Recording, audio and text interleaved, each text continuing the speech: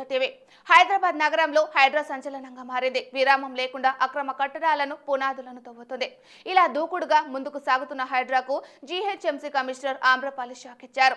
జీహెచ్ఎంసీలో జీతం తీసుకుంటూ హైడ్రాలో పనిచేస్తున్న అధికారులపై ఆమె సీరియస్ అయ్యారు. ముఖ్యంగా విజిలెన్స్ విభాగం అధికారులు హైడ్రాను వీడటం లేదంటూ ఆమె ఆగ్రహం వ్యక్తం చేశారు.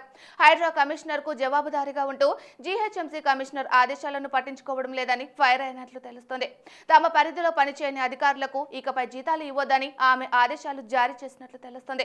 రోజువారీ కార్యక్రమాలు విచారణలో విజిలెన్స్ అధికారులు అవసరం ఉంటుందని స్థాయి సంఘ సభ్యులు చెబుతున్నారు. కానీ వారంతా ఆ బాధ్యతలు నిర్వర్తించడం లేదని అంటున్నారు.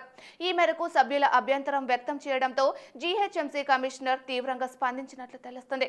ఇదిలా ఉంటే హైదరాబాద్ లో అక్రమ కట్టడాలను కూల్చివేస్తున్న హైడ్రాను మరింత బలంగా చేసే దిశగా ప్రభుత్వం చర్యలు చేపడుతుంది. హైడ్రా యాక్షన్స్ కు ఏం సమస్యలు రాకుండా పోలీస్ బలాన్ని అందిస్తుంది ప్రభుత్వం. దీనికోసం ఇప్పటికే తెలంగాణ ప్రభుత్వం ఆదేశాలను జారీ చేసింది.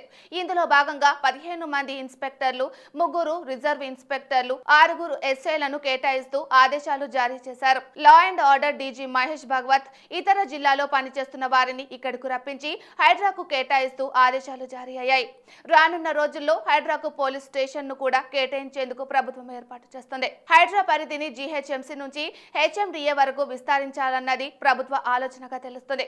ఈ అంశం ప్రభుత్వం ఎంతవరకు సక్సెస్ అవుతుందో చూడాలి.